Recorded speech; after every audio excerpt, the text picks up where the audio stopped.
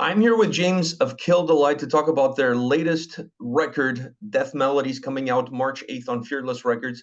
First of all, thank you very much for taking the time. How's things going with you? Pretty awesome. Pretty excited about the new stuff coming out and getting to share that with the world. I'm sure you are. Different settings from the debut record that you're living in now, so this is going to open different opportunities for you. But before we talk about this record, let's talk a little bit about how you got to this record.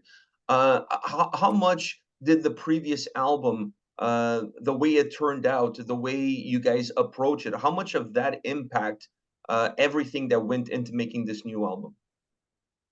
Yeah, I mean the first album was kind of a blending of all the guys, right?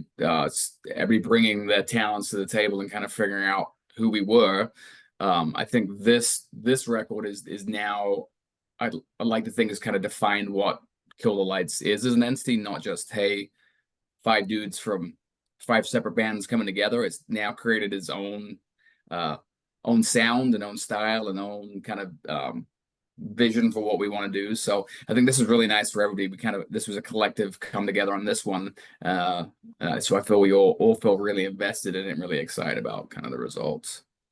Is it a difficult process to shed that veil of a super group when you have guys coming in from different bands that are already established and be able to create something that you can identify as your own with your own fingerprint?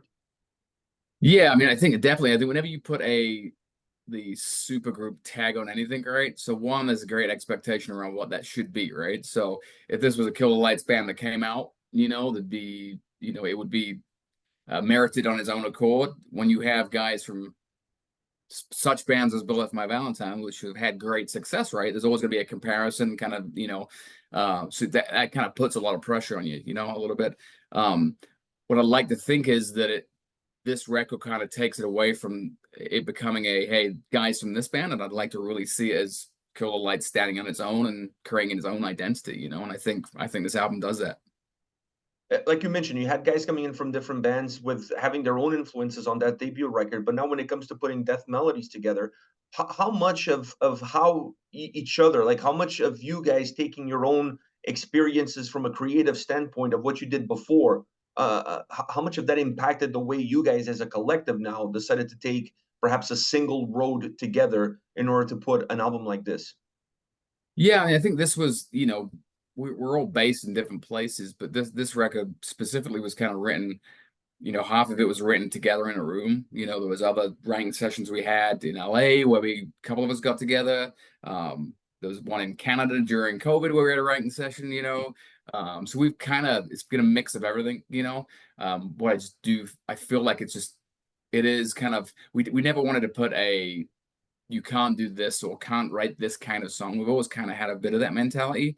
Nothing, if the song's a good song, it's a good song. And we felt that we recorded on the first record, we felt like we kind of achieved a pretty good kind of a story. Like it was a bit of a roller coaster ride throughout the album. And I feel like we've done that again on this one. Like we're not scared to do like a sleep with the devil The kind of tune devil. that ends with kind of a gospel thing at the end, right? Like why not? Like why should we not try that? We know that kind of one this mix of stuff is the stuff we listen to, right? Personally. And we didn't want to get put in the pocket of writing the same song all the time too. And we know that our listeners as well listen to I'd imagine like a broad spectrum of different metal music specific and even going into other different genres, right? So we tried to melt some different themes in there. Vocally, I was kind of trying, some falsetto stuff, some different stuff I didn't try on the first record to make it more interesting and engaging. So I think we kind of just pushed every angle, and if the song was a good song, we went with it. It was pretty smooth. We didn't want to restrict ourselves and not being able to write a certain song. You mentioned before the setting of expectations or the expectations that come with that tag of supergroup. With every passing album, do you feel like those expectations become redefined, or perhaps do they disappear? I guess my expectation is they would hopefully disappear, right? And I hope that people see that with this record, that it's standalone Kill the Lights. You know who Kill the Lights are. It's not anything else but that.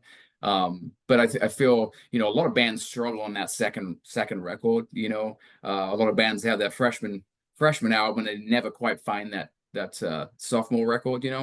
I feel like we're kind of just getting some real, the momentum's building more and more as we kind of figure out who we are. And I feel like this one again. I always laugh because you listen to interviews and every band member is going to say the next album is the best album, right? Really, so I take that with a grain of salt, but I'd like to think that this has kind of definitely moved the needle for us, right? Hopefully, I think this challenges people to understand who and what we are, and I think it kind of places us in a space that defines who Kill the Lights is versus being dudes from five bands previously. For whatever it's worth, I think this is a far better record. You know, when I listened to the debut album, I reviewed it on my channel. I'm going to review this one as well. When I reviewed the debut album, I felt like the debut album had a lot of great quality to it, but I felt like there was too much connection to those bands into that past. When I listen to this album, it feels more mature. It feels like you guys found your identity, or at least you discover what you didn't want. I'm not sure if you guys know what you want, but this Yeah. album definitely shows us what you didn't want, and I think that's a great step forward. And I think allows this album altogether to be a lot stronger. Yeah, thank you. I appreciate the feedback on that. So it was great to kind of hear some feedback, right? When we've been kind of in and on it. You're in those 24 songs that we wrote and been working around that for so long to finally get people to listen to it and hear it. That's why we do it, right? That's the exciting thing about all of it. But we felt like we came out with something strong, you know. And again, this is where the feedback comes and understanding how people feel about that. But yeah, I think the we added elements and stretched everything in certain directions too. We're focusing on certain bits that we loved and did well, and I think this takes to me the heavier parts are heavier, the thrashier parts are thrashier, and the singier parts are singier. I don't know, like that's kind of how I feel. Like it's just a more evolved. Like I say, I think it is, instead of five dudes bringing parts to songs and piecing it together, this is five dudes writing an album together. You know, Uh, so. what personal elements do you take from this experience of working with these guys and being in this band? Is there a niche that you were able to scratch with this group of guys that perhaps you hadn't been able to scratch before? Yeah, for me, I'd always wanted to be in a bit heavier band, right, with that dynamic. And again, like I will be clearly honest, the fact that I'm playing with some really really good musicians, right? They make me look good. So, it's just really fun to have that energy, that kind of artistic talent in a room, and just some of the ideas that come up. And we work well together. The studio is super fun too. Just being in a room with Colin Richardson, uh, Colin and Chris Clancy, and just their talent too. If you look at kind of Colin's discography of the albums he's produced over the years from the 90s onwards, right, and look at how talented Chris Clancy is specifically, as an engineer and producer too. It's amazing what special sauce comes from being in a studio together, and we actually had I'm trying to think which track it was right now. We completely um could have been from Ashes, but we completely literally cut everything minus a pre-chorus and chorus on the entire song whilst in studio, so that's the stuff I get excited about too, because this whole new dynamic, completely different song came out of it, and it was you know just always fun to have that part of it. I think a lot of musicians love that creative part where you push and push yourself, and I think we did a good job with this one. Are you one of those studio rats? Do you enjoy the time in the studio when it's time to record an album, or you like more of the creative side of things, of putting things together? A combination. I love the ability to lock yourself in a space for weeks at a time and not have to worry about anything else. I think that's the biggest, whenever you have families and kids, I think the hardest thing is to find, blocks of 12-hour days where you can purely just focus on that. So mentally for me, I love being in the studio and getting that done. And I'm like pretty dialed in and really focused on what I want to do. So I love that part of it. What's been nice with the last two records is we've kind of done it in multi phases. So the drums will be doing the drums whilst in a separate room we're doing vocals. And that tends to be a little bit of a way to be more efficient these days with recording. It would drive me crazy when previous bands, I'd sit there, I'd watch everybody go through the recording. You get, you start 6 days of drums, you get through everything else too, and then you forget that there's just 2 days less for vocals or something like that, so I don't end up getting screwed all the time. But no, this process has been phenomenal. Once again, Chris has been amazing, Chris Clancy, and just we recorded the record mostly in England, and then did some of the vocal pieces over here in Minneapolis too. So Chris flew out for that too. So it was a great experience. You mentioned the heaviness of the record.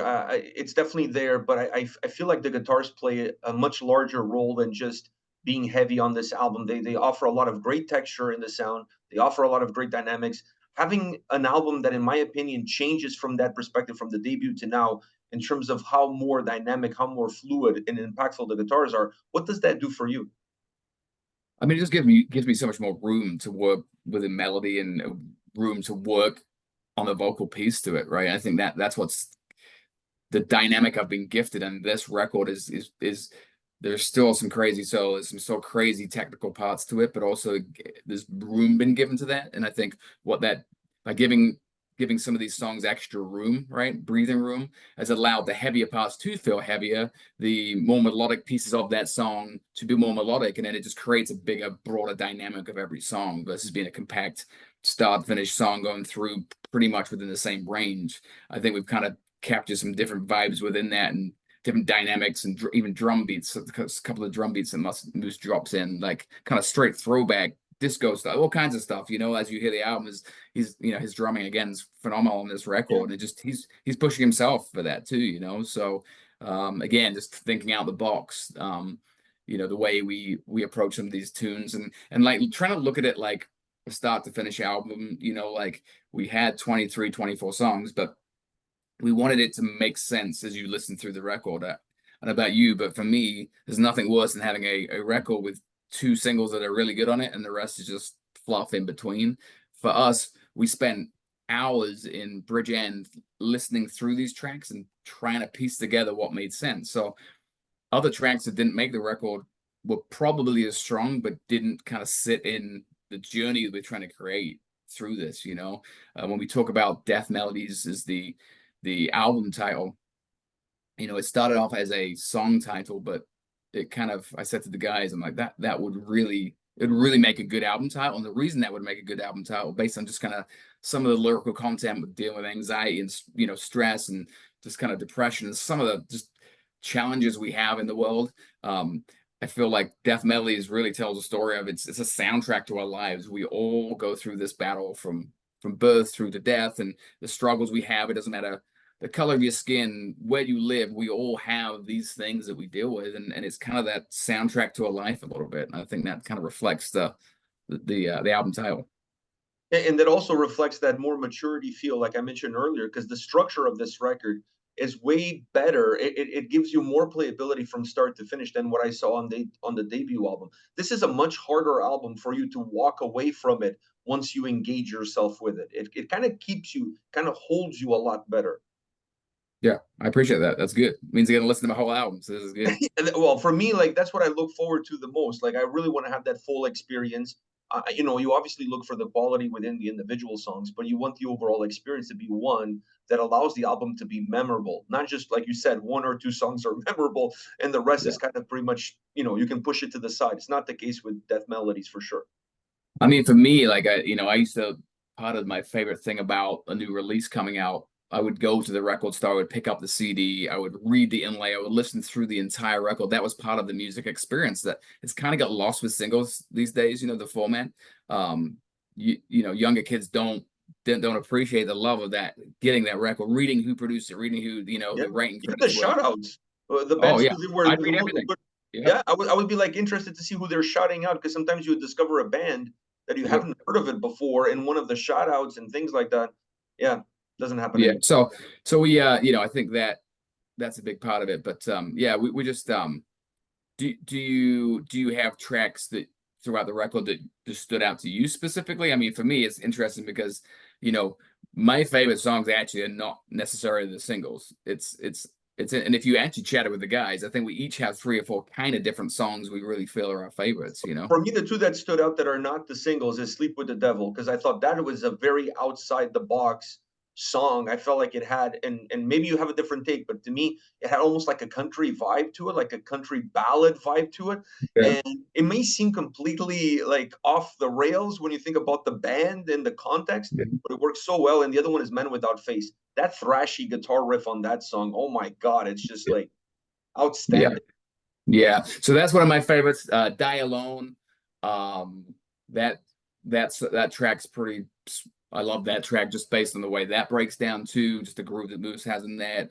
What else we got? I think Sleep with the Devil Again. It's just started with a Jordan idea with a guitar slide, and it's just like we just kind of built out from there. And that's the outro piece is like a 5-part gospel harmony, which you don't expect a metal band to do ever, but it works, right? So Suicidal is another good one. The thrash elements of that I love. I'm a bit of a thrash guy, so that's where I find my love. But again, that balance within that, and like you say, there's kind of tracks on it for everybody, but not in a way that it's like that doesn't make sense. If you listen to it front to back, it makes sense.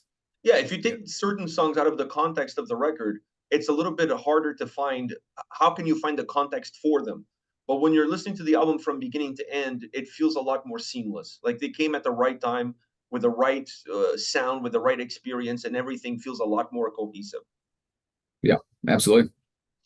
How was it for you in terms of the song that perhaps maybe not being your favorite, but the one that gave you some gray hairs? Um, That's an interesting one. I think we navigated through these songs having 24 so much that the ones that kind of made it we all felt pretty good about. Um and it's interesting, sometimes I can spend an hour on a song that's written, don't have to think about it. Other times it's months of like if I actually probably recorded the amount of time it took to write a song, I listen to the song over and over and over, probably 100 times sometimes just before as I'm mapping out what that song is. Other times I can write it and have it. And I think more so lately with even new stuff around or stuff with this, oftentimes it tends to be the first idea I have that captivates it, right? It is the idea with some twisting and turning of it, manipulation of it. But oftentimes you kind of get in your own head and rewrite it 27 times and it sometimes gets worse. So I got to remind myself sometimes it's kind of the first thing you hear tends to be one of the better melodies, right? But for this it came, some of these tunes were just, in a writing session and I'm like, Travis, what's that? Play that again. Play that again, like single open note. Okay. I've got a melody for that already. We wrote a couple songs like that in different formats. So sometimes it just finds you. You know what I mean? You don't have to try for it, and they're like the golden ticket moments, right? Where it just feels just right. I wish I could have one of those for every song. I don't, and I have to work pretty hard at it. And again, with Chris Clancy working with Chris, would often send the demos back, and it's really nice to get some outside kind of feedback on songs too, right? As a collective, we've kind of got it to a certain place. But he's like, hey, I've kind of cut and pasted this. Let's see what this sounds like. And they're like, as a group, we didn't always think or go in that direction, but to have an outside source as feedback, and at the end of the day, our goal is always to make the song better, right? It doesn't matter about the individual; it's about what can we do to make the song better. And we've always kind of had that mentality. And when you get 5 artists in a room, that sometimes can be difficult, right? Everybody loves their riff, or I might love my melody, right? But it may not be the best one. So it's kind of being selfless sometimes, and allowing an understanding that sometimes it just you have to give up your piece in order for it to be the best thing for the song. So no, it was easy, but You got to serve the song. I felt like this was a much more emotional performance from you. Like I felt like you were a lot more emotionally connected to the tracks. Does that come from the lyrics, the process, where you currently are? Where did that come from? yeah, I think the it's kind of and the guys joke a little bit. It's like holy crap, it's another sad song. But I'm like one day I'll write a happy one. A lot of it's around just my headspace where I was at, right? We put this band together, we got a record deal, we had an album ready to go, and COVID hit a couple months before the album was supposed to come out. And a lot of the guys in the band have had some great success, with other bands. I didn't, in my own personal opinion, I haven't achieved what I've always wanted to achieve, right? And that's to be a guy in a band living my full-time dream of being a musician. And so for me, we put so much time and energy into that first record and getting so close and feeling like you're kind of getting to that point, right? And then of course the pandemic hits for the first time in 120 years, and that quickly fades away, right? So it's that kind of mental state of feeling like you've held on for so long to try and make it, and you've finally got to that, and then it gets taken away. So it's just kind of some of the mental strain of anxiety and depression and things that came from just the battle of getting there and holding on so long, and then it getting kind of taken away from you a little bit too. So there's definitely some influence of that kind of going on in that record too. Do you come into an album with a little bit of an idea of new things maybe that you want to try, or how you want to evolve your performance, or how you want to grow as an artist, or do you allow the record to kind of dictate what it needs from you? Bit of a combination, right? We've always said no idea is a bad idea and let's explore it, right? We've had probably 8 demos where it didn't make sense and it didn't fit the mold, and maybe it was a little left of center. It didn't fit how we're trying to do what the vision of the record was. But we've always been pretty good with that and just being open, right? I think that's it, and how it guides itself. Some of these songs came to us, and that helped shape it. And I think that's some of these textures. I mean, for me, it's like I know I wanted to push my boundaries a little bit in the sense of like exploring some falsetto stuff that I've always played with but never really approached, and just making some of the heavier stuff heavier, and having Jay heavily involved in this record too, right? His dynamic. I mean, Jay's one of my most favorite screams there are out there, right? If you hear Jay scream, you know who he is, right? He's got a defined voice. But how do we kind of knowing that, right? How do we use that and include it in Kill the Lights without again it becoming sounding a bit more like what that previous band was? And I think we've actually captured that, like some beautiful textures of Jay in there, and it kind of has that sound bite. You're like, that's Jay, you know what I mean? And it's but I'm doing a lot of singing. I'm also doing a lot of screaming too. It's a lot of, and together our voices sound pretty good too. So on a lot of stuff, we've kind of got a combo of vocals going on. So One last question for you, and that is with a different setting now surrounding the release of this album. What kind of plans are you guys setting for 2024 once this album hits? I was going to say stores, but there's no stores anymore. It's just well, there's probably a couple somewhere. The Somebody's got one. The Obviously we just announced yesterday that we are going on a UK European tour headlining run, so we are super excited about that. That starts in April. So the album's going to be out for about a month, and then obviously we're out. I mean, for us, it's just really kind of connecting with the fans, getting in front of fans. We didn't quite get the chance we wanted to on the first record, to be honest, with all the COVID restrictions and everything else too. We had a couple tours, but we were just super limited. This feels like, although it's a second release, it feels like the first full release of the band.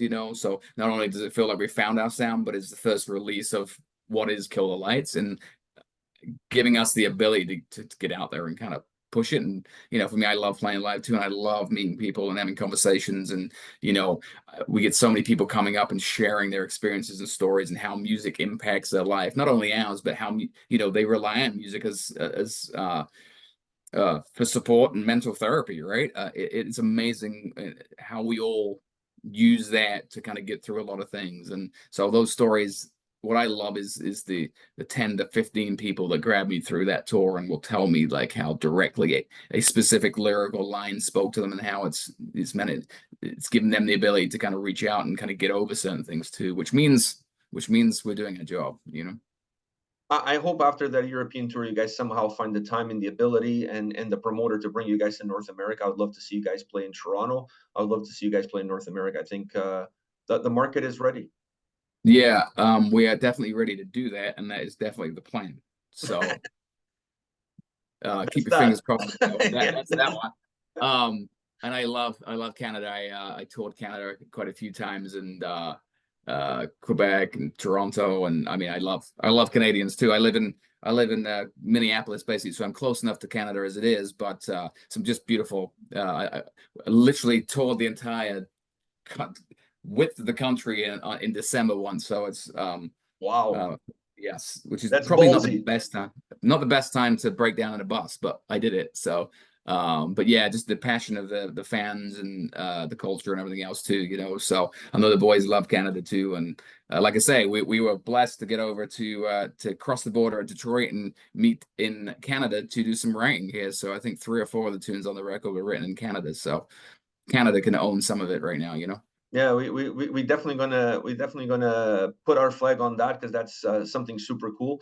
I'm looking forward to see what you guys bring to us in 2024. This record is definitely one of the standout albums that I've heard so far this year. Where you guys really outdid yourselves, and it's not just a step forward; it's a leap forward from what the debut album had to offer. So, congratulations to you and the gang, and all the best. Yeah, appreciate it. Thanks so much. Take care, man. Yep, yep.